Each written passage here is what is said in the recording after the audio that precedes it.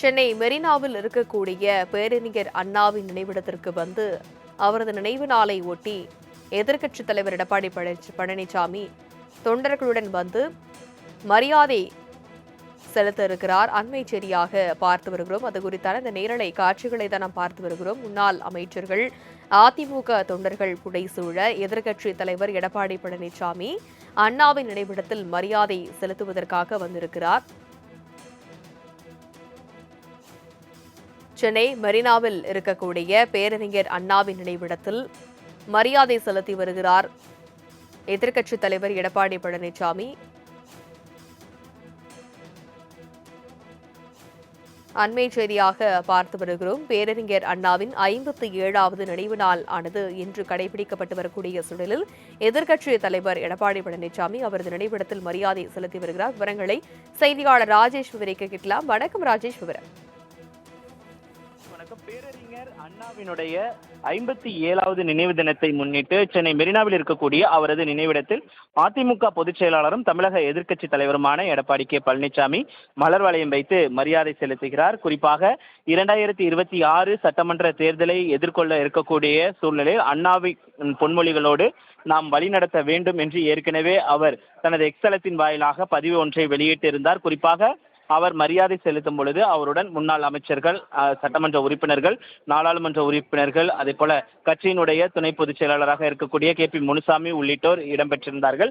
குறிப்பாக இதற்கு முன்பாக மரியாதை செலுத்திய முன்பாக தனது எக்ஸலத்தின் வாயிலாக அவர் ஒரு அறிக்கை ஒன்று வெளியிட்டிருந்தார். அதில் அசாத்திய வாழ்க்கை வாழ்ந்த சாமானிய மனிதன், தலைமுறைகள் தாண்டி எல்லோரும் விரும்பி விழிக்கும் அண்ணா, தம்பி மக்களிடையும் செல், அவர்களுடன் வாழ், அவர்களுடன் கற்றுக்கொள், அவர்களை நேசி, அவர்களுக்குள் சேவை செய் என்று அவருடைய அந்த கோட்பாடை சுட்டிக்காட்டியிருந்தார். மேலும் அண்ணா அவர்கள் உயிரியல் உணர்வில் கலந்திருந்த தமிழ்நாட்டை தீய சக்தியின் கோரப்பிடியில் இருந்து மீட்க வேண்டியது அண்ணாவின் பெயர் தாங்கிய நம் இயக்கத்தின் வரலாற்று கடமை.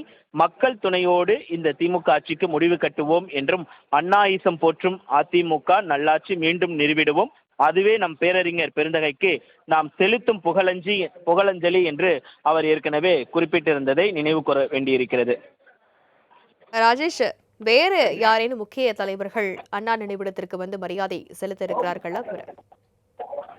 எடப்பாடி பழனிசாமி அவர்களை தொடர்ந்து முன்னாள் முதலமைச்சராக இருக்கக்கூடிய ஓ பன்னீர்செல்வம் அவர்கள் வருகை தர இருக்கிறார். அதே போல அம்மா மக்கள் முன்னேற்ற கழகத்தினுடைய பொதுச் செயலாளர் TTV தினகரன் அவர்களும் நேரடியாக வந்து அண்ணாவினுடைய 57வது நினைவு தினத்தை முன்னிட்டு நேரடியாக வந்து அஞ்சலி செலுத்த இருக்கிறார். அதே போல ஜெயலலிதாவின் தோழி சசிகலா அவர்களும் நேரடியாக வந்து அண்ணாவினுடைய நினைவிடத்தில் மலர் வளையம் வைத்து அஞ்சலி செலுத்துவார் என்றும் எதிர்பார்க்கப்படுகிறது.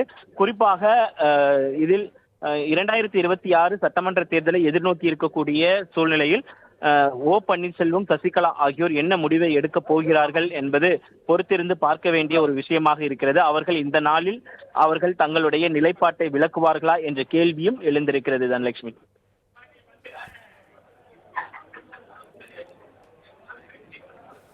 விவரங்களுக்கு நன்றி ராஜேஷ். கொஞ்சம் கேப் போட்டுருங்க, கொஞ்சம் முன்னாடி தள்ளி போடுங்க, கொஞ்சம் முன்னாடி தள்ளி போடுங்க, கொஞ்சம் முன்னாடி தள்ளி போடுங்க.